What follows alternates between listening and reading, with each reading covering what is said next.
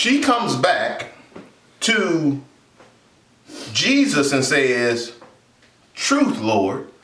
So once again, she knows God is a God of truth. But then she says, let me call you correctly who you are. She says, you are Lord. Understand that she made a decision.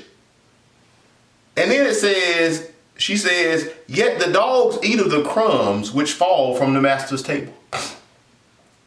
So understand this lady lets Jesus know once again, I know who you are though. She says, I know you're a God of truth. And I know you are the Lord. And she also says, I know that you are the master. And when Jesus heard this, he goes on in verse 28 and he says, then Jesus answered and said unto her, O woman, great is thy faith. Come on now. Be it unto thee even as thou wilt. Come on. And her daughter was made whole from that very hour. Amen. So you say, well, what does this have to do with us having to mature beyond our emotions? The Canaanite woman had multiple opportunities to get caught up in her emotion. She was embarrassed. You understand, she had made a plea out before everybody. And understand that she's in her home country. She makes a plea to a Jew who somebody they don't even like, she didn't believe in. And he had the audacity to not even recognize who she was. If that happened to most of us, if we went out of our way to throw ourselves at the feet of someone and they didn't even acknowledge us, most of us would get caught in our feelings. Most of us would act out, or we say we're going to show out, or we say we're going to tell someone or give someone a piece of our mind. And so that's what most people would have done. Wait a minute, I'm going to go out of my way, I'm throwing myself out here and you ain't going to acknowledge me? And then, not only did Jesus do it that way, then his disciples, the people that are, his men, his confidants, the men that are close to him, they diss her too in her homeland, in front of these people. She had ample opportunity to get caught up in her emotion.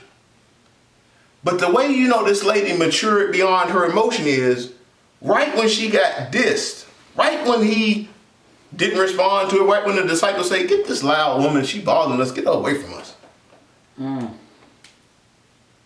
then when Jesus does open his mouth and talk to the lady, he tells her, I'm not here to deal with you. You don't really mean anything to me. Some people would say, now you do understand. Let's call it what it is. If that happened in real life, and you went to a preacher, or you went to somebody in the clergy, and you asked them for something, and they say, well, you know what now, you really not a member of our church. You Muslim.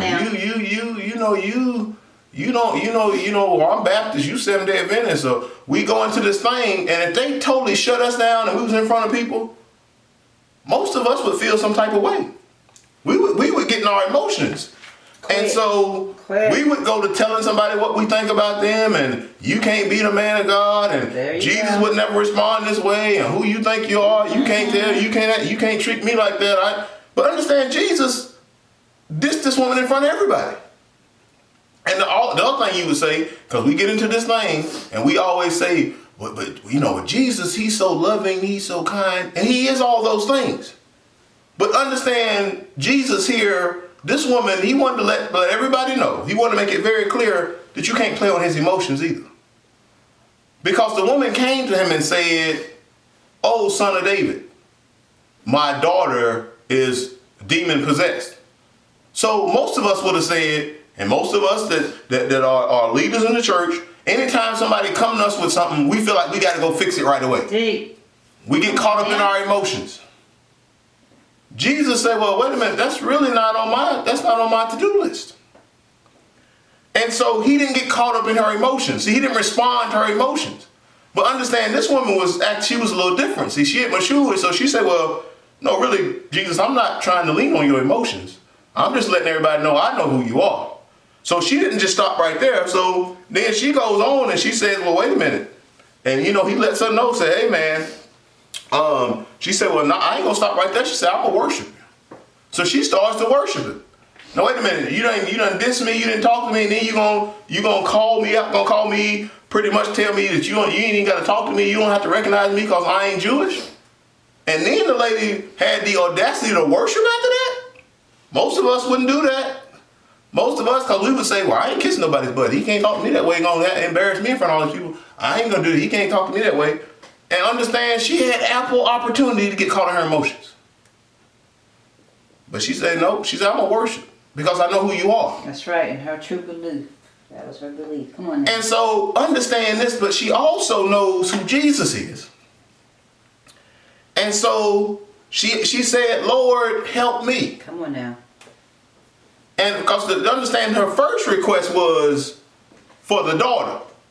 Because oftentimes, see, we try to play to people's emotion. My God, come on now. We try to get on. So he was like, well, I know you ain't going to. She said, you might, in theory, she was saying, you might deny me. But you ain't going to deny this poor little innocent girl over here that's filled with demons. So I'm going to throw her out there first and see if we can attack your emotions and see if we can get you to respond to that. Jesus said, well, she ain't really my child. I don't really have nothing to do with that. I'm moving on. I got things to do. I got other things to worry about. But then she came back and she said, well, okay, Jesus, you know what? I ain't playing games no more. This ain't about her. This truly is about me. I need you to help me, your child now. And so oftentimes we get moved by people's situations and circumstances. And when they really want us to do something, they'll throw out somebody, especially because they love to do this to the church. Because they'll say, well, what kind of churches they want? They're not helping the poor. They're not helping the widow. They're not help. And so they try to throw the church out there and try to play on people's emotions of what the church is supposed to do. Just like I always say, now it's the church's responsibility to feed everybody that's hungry. You do understand that under no circumstance could the church ever feed everybody that was hungry. It's impossible. I find it laughable that people blame the church for people going hungry when the church don't take in near as much money as the federal government. But nobody puts the onus on the government to feed the hungry. But anytime they say they want to throw it on the church, blame the church when people are not going without. It's the church's fault. Well, the churches should have stepped in. They should have helped. But understand that the church will never be able to meet all those needs. And more importantly, may not have been really designed to meet everybody's need. That's why Jesus tells us, he said the poor will be with you always. So understand, you're going to never get to the point, the church will never get big enough, the church will never be big enough to feed everybody. But people like to throw that out there, and the point is because people like to prey on that emotion. Because emotionally you say, oh my God, it's the church. Well, they should take care of this. But understand, is that really your call? Is that really what you were required to do? Is that really what God is telling you to do? But oftentimes people will do that. Oh, hey, church, I'm coming to you because my light's getting cut off and I got 4 kids. And all the time they'll say, hey, I need help with my bill. And the first thing they hit you with is they try to play on your emotion. And they're going to tell you, it ain't going to be them usually they throw out. They're going to throw out, well, I got a child at home and they need medicine, or they need light for this, or we need power for this. So they start throwing out other stuff. But Jesus ain't moved by his emotions. Jesus is not making decisions based off emotion. Then he goes on. The woman said, well, okay, I'm going to worship. She said, Lord, help me. Jesus still said, but you do understand that I am the children's bread for the people of Israel. I really shouldn't be feeding dogs. I really shouldn't be dealing with you Gentiles. But she don't stop right there. She say, Lord, that is the truth. That's right. She said, but you are Lord. And here's where she says, yet the dogs eat the crumbs that fall off the master's table. Once again, she said, well, wait a minute, Jesus, that is true. However, you're so big, and you're so powerful, and you're so great, and you are the master. So that's why I'm coming to the master's table, hoping that I can just have a crumb. Because I'm truly not worthy, and nor should you be blessing me.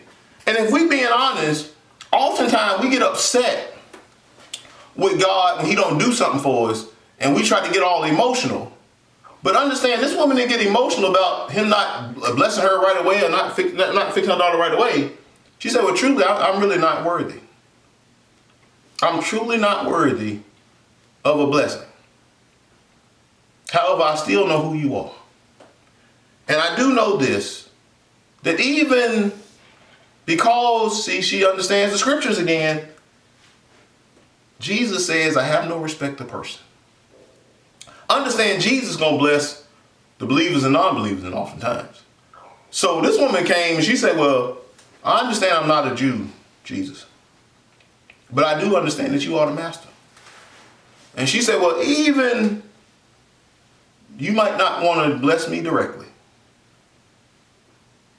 She said, but I know I know who you are. I know the master. And I know even sometimes when the master is blessing, he'll pour out just a little for those of us who aren't really deserving. And so oftentimes, if we think about it, sometimes we get in this mindset, I think, as believers, that God owes us something. And we try to play to his emotions. And then, God, well, you did it for them, why won't you do it for me? And we come to all these emotions. And God ain't even acknowledging. He walking right by. He ain't paying no attention. Because God is not moved by emotions. But what he really wants to know is, he don't care about what you showing on the outside. He don't care about whether you wash your hands, what you put in your mouth. What he want to know is, what is coming out? Because what's coming out is what's important. And so even after he ignored this woman, told this woman he ain't really got to acknowledge her, the first thing she does, even after being embarrassed, even after being ridiculed, first thing she does is, I'm worshiping God. I'm a worship. Well, wait, why would you worship? Because she understands that if you want to get to God, you can't play with him emotionally. He don't get caught up in emotion. But she say, but I tell you what will get through. If I worship. Come on now. Because once again, Jesus tried to tell him he ain't moved by what's going on the outside. He says what's on the inside will soon come out. And that's truly what defiles a man. He said what's on the inside, when you done had time to meditate on it, put it in your heart. So when you pressed, whatever's truly in your heart, that's what's going to come out. Come on now and worship. Come on now. And so this woman, after she's been embarrassed, been ridiculed, her daughter is vexed with demons. Her first instinct, it ain't to curse nobody out. It's not to get up and start making no show. She said, well, the only thing I know, God, is to worship. Ooh, how powerful is that? Come on now. I don't know nothing else. Because what she was telling Jesus, I'm not here to put on no show. I'm not doing this just for people to see. But this is truly who I am. I truly, Jesus, know who you are. I truly, Jesus, know what you're capable of doing. And I truly know, Jesus, that the only person that can save my daughter in a time such as this is you. So all I know to do is worship. And even then, Jesus said, well, okay, that's great. But I'm truly, once again, you're not Jewish, and I'm really here for the Jews. But then she hit him again with some words. She said, that's true, Jesus. But she calls him Lord, and she says, you the master. And she understands when you the master, you can do anything.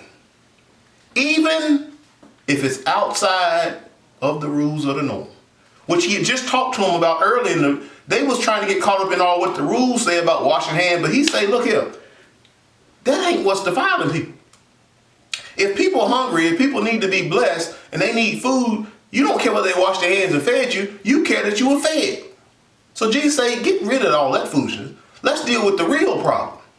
The real thing is not whether you wash your hands before you feed somebody. The real problem is, what are you not necessarily what you put in your mouth, but what are you saying out of it?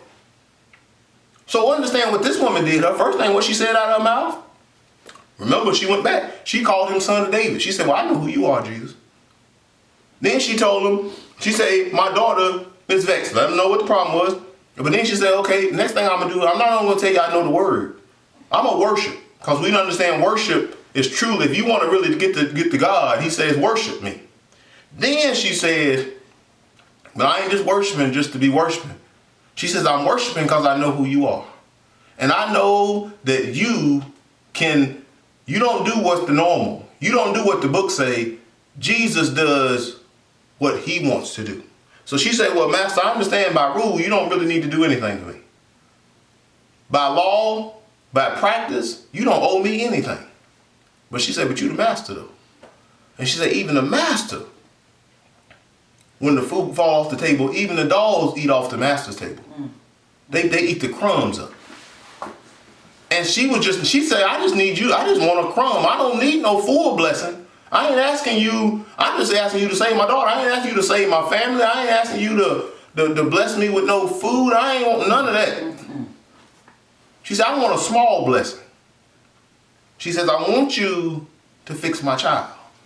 Now, the other thing that we know about when we talk about emotion getting in the way sometimes is understand one of the biggest things this woman showed was she could have gotten her emotions. She was embarrassed, she ridiculed. But understand that sometimes what you believe in God for got to be bigger than you. So understand, she could have got her, and I'm sure her feelings were hurt, and I'm sure she was embarrassed. But what was more important than all those things was she needed her daughter healed. And so oftentimes we get so caught up in our emotion that we say, well, I'm going to tell them what I think. And that's not doing anything any good. At the end of the day, if you get a notice in the mail and they say they coming to repossess your car, take your house, cut your lights off, and you call up to the place and you try to talk to them, hey, well, can I get on a payment plan? Can I do this? Can I do that?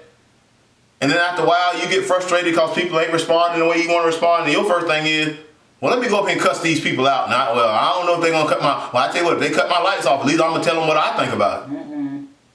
But at the end of the day, you're still without power. So this woman could have showed out. She could have got up in her emotions. But at the end of the day, what she said was, at the end of the day, I can do all that. I can get up. God, Jesus, you didn't embarrass me. I'll get up. I'll walk out of here and I'll tell people how you ain't no real, you ain't God's son. Because you was God's son, you would have healed my daughter when I told you the first time. I shouldn't have to worship. So you can get up there. She could have done all that. But at the end of the day, her daughter would have still been demon possessed. And understand, the woman told us what was important to her. She said at the beginning, she says, my daughter is vexed, is demon possessed. Jesus, that's the most important thing right now. My emotions aren't important. My feelings, that ain't important, Jesus. My child being healed is the most important thing to me.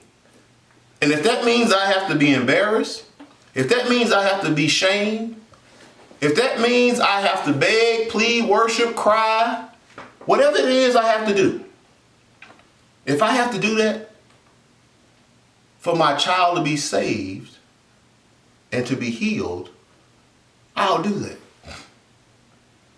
That's somebody that has matured beyond their emotions, because it ain't about them. It's about the end product. Her most important thing was helping her child. The Canaanite woman's most important thing wasn't about making sure how she looked in front of people, what kind of show she could put on. We always get into this thing, well, let me show these people let me tell them who I am, let me show them what kind of person I am. That wasn't important. What was important was her daughter going to be healed. And so she says, I'm willing to do whatever I have to. I'm willing to endure whatever I have to. I'm willing to overlook any emotion I have to go through. And I'm sure she had you can't tell me this woman didn't go through a lot of emotion. She told you she had a child that was sick. So we know as parents, when something wrong with your child, you already going through a myriad of emotions. You're scared, you're frustrated, you're mad, you're angry. You got a myriad of emotions going on. And then for this woman to come out and be embarrassed like that and talk to like that in front of the people, that just would have, that would have just amplified her emotion. But her emotion, that didn't move her. Because she was mature beyond her emotion. She had moved on past the emotion. At the end of the day, she knew what she needed was, I need my child healed. So I want to, we talk about that, but I find it interesting. If you go to Luke chapter 7, verse 9, it was a similar instance in another parable with the Centurion, if we remember. And understand the Centurion, remember now, this man, the Centurion, once again, another example of a parable. The Centurion was not an Israelite person. This was not a person of Jewish descent. But we talk about the Centurion servant. So understand this man becomes a servant. He's a Centurion. He's not a Jewish person. But he starts to serve and worship Jesus. So remember what happened was, we'll read a little bit of it. It says in chapter 7, starting verse 1, it says, now he had ended all his sayings in the audience of the people and entered into Capernaum. Then it says, and a certain Centurion servant who was dear unto him was sick and ready to die. And when he heard of Jesus, he sent unto him the elders of the Jews, beseech him that he would come and heal his servant. So understand the Centurion goes, I got a servant that's sick, tells his people, hey, go get Jesus, because he's about to die. And I love this servant dearly. And then it says in verse 4, and when they came to Jesus, they besought him instantly, saying that he was worthy for whom he should do this. So understand, they ran to him and say, Jesus, this man is where you should do this for him. Then verse 5 it says, for he loved our nation, and he hath built us a synagogue. So once again, now they say, well, Jesus, you should do it. Because they try to draw on Jesus' emotion. They say, well, you should do it because he doesn't draw. He ain't Jew. He ain't came in, and not only does he do that job, he believe he'll believe of us now. But not only that, but he built us a synagogue. So Jesus, you got to do it now. You got to do it for him. But then Jesus went to them, and when he was now not far from the house, the Centurion sent friends to him, saying unto him, Lord, trouble not thyself, for I am not worthy that thou shouldest enter under my roof. So understand, if you remember now, first thing, the Centurions, remember the first thing he did, he sent out the Jewish elders, the proper folks, the church folks, you might say, sent them out. Jesus ain't going to tell the elder Jewish, he ain't going to tell them no. And then if the elder Jewish say this man is worthy, Jesus got to respond to that. But not only that, Jesus, this guy, this man that came to our culture, and not only that, Jesus, he's a believer now, but also he built a synagogue. So Jesus, I know you're not going to say no now. Jesus didn't do nothing. He still didn't do it. But now listen what happened. So now Jesus starts saying, okay, let me go, I'm going to walk over here, see what's going on. The man hears of it. He says, hey, let me send my friends out. Y'all stop Jesus. Tell him I'm not worthy. He can't come in here. This is not holy enough place for you to even step your foot in. I don't want to disrespect you, Jesus. And then he says, in verse 7, he says, wherefore neither thought I myself worthy to come unto thee. So he say, Jesus, I don't want you to come to my house because I'm not worthy. And I'll be honest with you, I don't even think high enough of myself. I didn't think high enough that I should come to you personally. So I said, well, let me send the elders because I'm not worthy. And then he says, I'm going to send the friends. Once again, I'm not worthy. And then he says, in verse 7, whether thou myself to come unto thee. But he says, say a word and my servant shall be healed. For I also am a man set under authority, having under me soldiers. And I say unto one, go, and he goeth. and to another come, and he cometh, and to my servant do this, and he do it. When Jesus heard these things, he marveled at him, and turned him about, and said unto the people that followed him, I say unto you, I have not found so great faith, no, not in Israel. And they that were sent returned to the house and found the servant whole, that he had been sick. So understand that this man, he said, I ain't even worthy, guys. So I don't think I can come talk to you. Let me send somebody else. You know, sometimes people come to the church, they say, hey, I want you to pray for me. But they don't necessarily take time to pray themselves, because they say, well, I'm not even worthy. Send somebody else, I'm not worthy. So then he goes, and then so Jesus on the way sends the men out, say, stop him, tell him, I know he can't come here. I'm not house. I'm just not worthy. I'm not worthy. Then he says, then the man told him, Jesus, I ain't worthy. I'm really not worthy. He said, I don't need you to come here. But I love this man. And the same thing for this woman. Understand, Jesus did not come to that woman's daughter, lay hands on her, do none of that. He just said a word. And so understand, the man here said, Jesus, I don't need you to come. He said, I understand that you control all things. And you like me, I control soldiers. And whether I go or not, if I tell them to go, I tell them to come, that's what they're going to do. So he says, Jesus, I don't need you to do nothing for me. I just need you to say a word. And I know if you say the word, he healed. And Jesus says, he say, you know what? He said, I ain't seen no faith like this in all Israel. Now you say, well, what I don't understand. He didn't say I haven't seen any faith like this ever.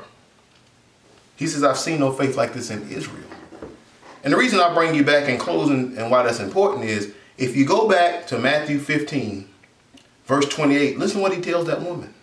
Listen what he tells the Centurion woman. He says, it says, then Jesus answered and said unto her, O woman, great is thy faith. Be it unto thee ever as thou wilt. And her daughter was whole from that very hour. Understand, at the end of the day, it was their faith in God that moved him. It was their faith. Wasn't an emotion. Don't give me no sob story. Put it together. That's right. Amen. He says it's your faith. He said, great is your faith.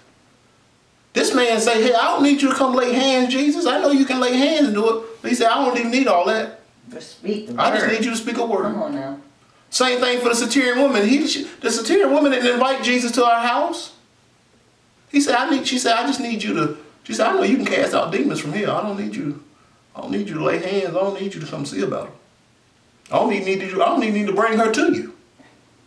I just need you to say a word, Jesus. Great is your faith.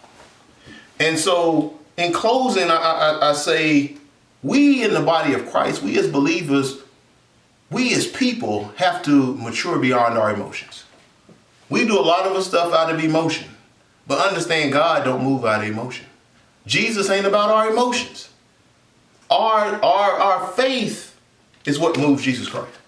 And understand, faith don't have nothing to do with emotions. Faith ain't how you feel. I don't always have to feel like God hears me, but I know God hears me. So I don't get moved if something's not happening right away. I don't get moved by how I feel. I don't get moved if I'm uncomfortable. I know who God is. And that's what this is about. But the only way you get to that point is you have to mature beyond your emotions. God bless you. Have a blessed day. Happy New Year to you.